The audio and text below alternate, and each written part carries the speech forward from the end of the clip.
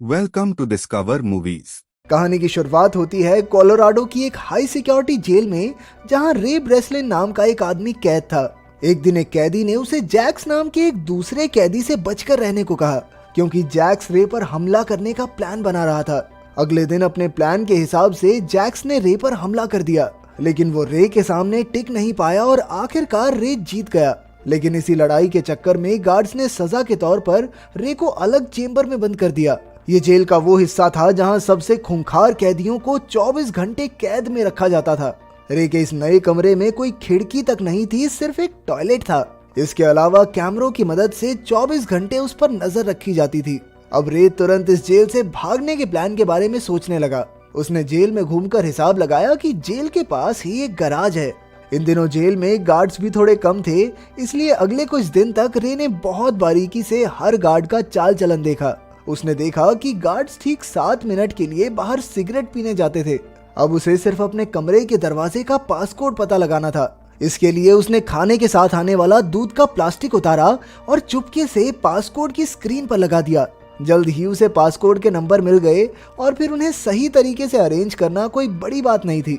इसके अलावा उसने बाहर मौजूद अपनी टीम तक भी खबर पहुंचा दी कि जिस दिन वो भागेगा उस दिन ठीक 4 बजे उन्हें साथ की गैराज में आग लगानी होगी। आखिरकार वो दिन आ ही गया और रे पासकोड लगाकर कमरे से बाहर निकला। फिर वो पाइप्स वाले रास्ते से होता हुआ गैराज तक आ पहुंचा और उसी समय उसकी टीम ने बाहर विस्फोट करके सबका ध्यान भटका दिया। जल्द ही फायर ब्रिगेड वहां आई और रे चुपके से उनकी गाड़ी के नीचे लटक कर भाग निकला। आखिरकार उसके साथ ही एबिगेल और हश उसे लेने आए, लेकिन फिर उन्होंने रे को एक खाली सड़क पर छोड़ दिया। जल्द ही पुलिस ने उसे पकड़ लिया, पर तभी लेस्टर नाम का एक आदमी वहां आया और उसने पुलिस से रे को छोड़ने को कहा। इसके बाद लेस्टर और रे उसी जेल के हेड से बात करने पहुंचे और तब ये खुलासा होता है कि रे खुद एक सिक्योरिटी कंपनी का मालिक था। ये कंपनी दुनिया भर की जेलों की सिक्योरिटी की जांच करती थी। रे कोई अपराधी नहीं था, बल्कि वो तो खुद एक कैदी बनकर सिक्योरिटी की जांच करने जाता था, ताकि जेल के हेड उसमें और सुधार कर सकें। वो इतनी जेलों से भाग चुका था कि अब लोग कहने लगे थे कि भाई ये बंदा तो किसी भी जेल से भाग सकता है। आखिरकार पूरे 5 महीने बाद वो अपने ऑफिस गया, जहां उसने दुनिया की सबसे आसान गेम खेलकर अपने दोस्तों को खुश किया। इसके बाद उसके पार्टनर लेस्टर ने उसे जेसिका नाम की एक लड़की से मिलवाया। वो चाहती थी कि रे दुनिया की सबसे खुफिया और कड़ी सिक्योरिटी वाली जेल की जांच करे, लेकिन उसकी ये शर्त थी कि रे और उसकी टीम को ये जेल कहाँ मौजूद है इस बारे में कोई जानकारी नहीं होगी। इस काम के लिए वो लाखों डॉलर्स देने को तैयार थी, लेकिन रे को ये सब कुछ ठीक सा नहीं लगा। पर लेस्टर के थोड़ा मनाने पर वो राजी हो गया। इसके बाद उन्होंने रे को एंथनी नाम के एक आतंकवादी की पहचान दी और फिर एबिगेल ने उसकी बाजू में एक ट्रैकर भी लगा दिया, लेकिन जल्द ही उसे किसी ने अगवा करके बेहोश कर दिया और उन लोगों ने बड़ी बेरहमी से उसकी बाजू में लगा वो ट्रैकर भी निकाल दिया। अब वो सीधा जेल में पहुंच गया ताकि उसे पता ना लग सके कि ये जेल कहाँ पर है। जब रे की आंख खुली तो उसने देखा कि वो एक कांच के डिब्बे में बंद था और उसके चारों ओर कई कैदी थे। इसके बाद रे की मुलाकात जेल के वार्डन हॉब्स से हुई, लेकिन रे को तो बताया गया था कि वार्डन का नाम मार्श होगा। वो समझ गया कि कुछ तो गड़बड़ जरूर है, इसलिए उसने वो खास कोड बोला जिससे वो इमरजेंसी में जेल से बाहर निकल सकता था। लेकिन हॉब्स ने उस पर कोई ध्यान ना देते हुए उसे जेल में भेज दिया। उधर एबिगेल और हश बाहर रे का पता लगाने की पूरी कोशिश कर रहे थे। वहीं जेल में रे ने देखा कि हर एक गार्ड ने एक जैसे कपड़े और मास्क पहने थे और उनका जब मन करता वो किसी को भी पीटने लग जाते। बाद में एमिल नाम का एक कैदी उसके पास आया और उसे बताया कि उसने कोई जुर्म नहीं किया, लेकिन फिर भी वो इस जेल में है क्योंकि कुछ लोग उससे उसके बॉस का पता निकलवाना चाहते हैं। तब रे को समझ आया कि यहाँ कोई असली अपराधी है ही नहीं, बल्कि यहाँ अमीर लोग अपने दुश्मनों को टॉर्चर करने के लिए भेजते हैं। अब उसे खूंखार कैदियों वाले इलाके में जाना था, इसलिए वो प्लान बनाकर एमिल से हाथापाई करने लगा। आखिरकार उन्हें खास कमरों में बंद कर दिया गया, जो अपने आप में किसी टॉर्चर से कम नहीं था। इस कमरे का तापमान इतना ज्यादा था जिसे कोई भी इंसान सहन नहीं कर सकता। वहाँ की तेज रोशनी से जल्द ही उन्हें चक्कर आने लगे और वार्डन कैमरे से ये सब देखकर मजे लेता रहा। फिर अगले दिन डॉक्टर कायरी रे को देखने आया। उसे रे पर थोड़ी दया आई, लेकिन जब रे ने उससे इस जेल का पता पूछा तो उसने कोई जवाब नहीं दिया। आखिरकार एमिल और रे को छोड़ दिया गया और रे ने बताया कि कमरे का फर्श एल्यूमिनियम की जगह स्टील से बना था। अब उसने एमिल से कोई मेटल की पत्ती लाने को कहा जिससे वो फर्श के नट बोल्ट खोल सके। इसके बाद एमिल को वार्डन ने बुलाकर एक बार फिर उसके बॉस मैनहम के बारे में पूछा, लेकिन उसने एक शब्द नहीं कहा तो फिर गार्ड ने जबरदस्ती उसके मुंह में पानी की पाइप ठूसकर उस पर बहुत जुल्म किए। पर इस दौरान एमिल मेटल का एक टुकड़ा चुराने में कामयाब रहा। बाद में उसने रे से उसके प्लान के बारे में पूछा तो रे ने कहा कि उसके हिसाब से ये जगह जमीन के नीचे बनी है। अगर वो बोल्ट खोलकर यहाँ से बाहर निकल भी गए तो उन्हें ऊपर की ओर रास्ता बनाकर जमीन तक पहुंचना होगा।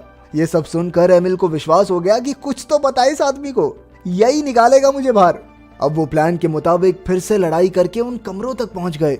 वहां रे ने कैमरा से छिपकर नट खोलने शुरू किए और काम होते ही एमिल को इशारा कर दिया ताकि वो गार्ड्स का ध्यान भटकाए।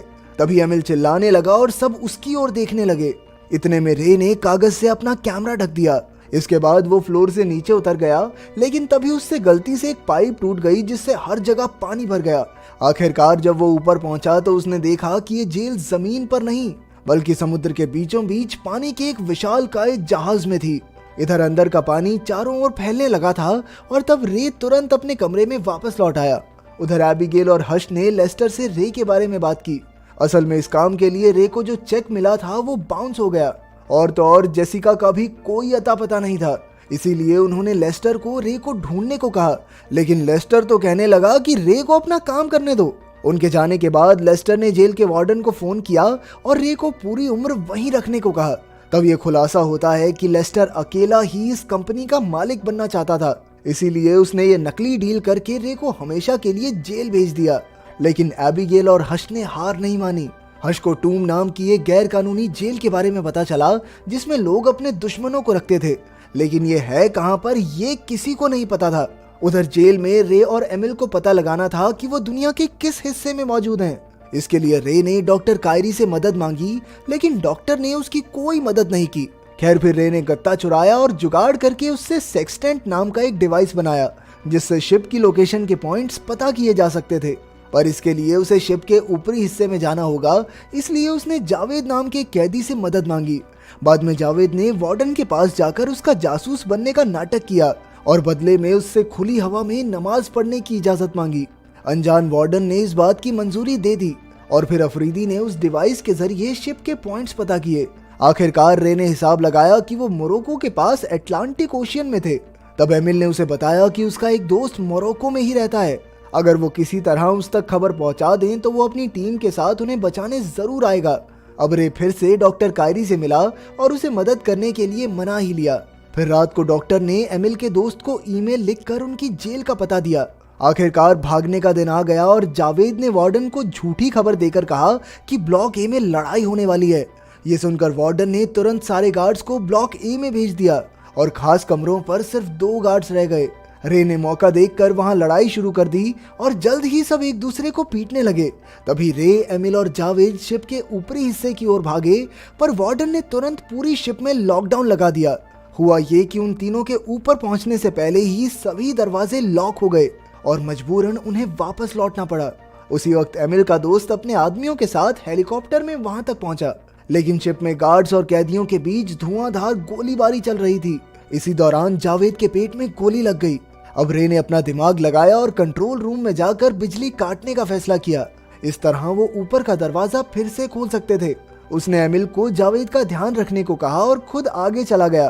तभी जावेद ने एमिल को भी आगे जाने को कहा, क्योंकि वो जानता था कि वो ज्यादा देर तक जिंदा नहीं रह पाएगा। मजबूरन एमिल को उसे छोड़कर भागना पड़ा और बाद में गार्ड्स ने जावेद को मार डाला। उसी वक्त रे शिप की बिजली काटने में कामयाब रहा और उधर एमिल भी भागकर छत तक आ गया। अब वो दौड़कर अपने दोस्त के हेलीकॉप्टर तक पहुंचा, लेकिन पीछे से जेल के गार्ड्स उन पर हमला करने लगे। पर उन्होंने हार नहीं मानी और गार्ड्स का सामना करते हुए रे के बाहर आने का इंतजार किया। लेकिन रे तो बदकिस्मती से अंदर पानी के टैंक में फंस गया था। गार्ड्स हर तरफ उसे ढूंढ रहे थे, इसलिए वो दरवाजा खोलकर सीधा समुद्र में कूद गया। तभी एमिल हेलीकॉप्टर में निकल पड़ा और उसने रे को समुद्र में डूबते देखा। उसने तुरंत हेलीकॉप्टर से सीढ़ी फेंकी और आखिरकार रे ने उस पर चढ़कर शिप में मौजूद तेल के टैंक्स पर अंधाधुंध गोलियां बरसाई। जल्द ही शिप में जोरदार धमाका हुआ और वार्डन अपने गार्ड समेत वहीं मारा गया। आखिरकार एमिल और रे सुरक्षित मोरक्को के किनारे पर आ गए थे। तभी एक गाड़ी उन्हें लेने आई और उसमें से जेसिका बाहर निकली। रे ने देखा कि ये तो वही लड़की है जिसने उसे इस जेल में भेजा था। जब एमिल ने बताया कि ये उसकी बेटी है तो ये सुनकर रे के होश ही उड़ गए। तब जाकर ये खुलासा होता है कि असल में एमिल ही मैनहम है और सबको लगता Welcome to Discover Movies. रहा कि मैनहम उसका बॉस है। उसने अपनी असलियत छिपा कर रखी थी ताकि उसके दुश्मन उसे मार ना डालें।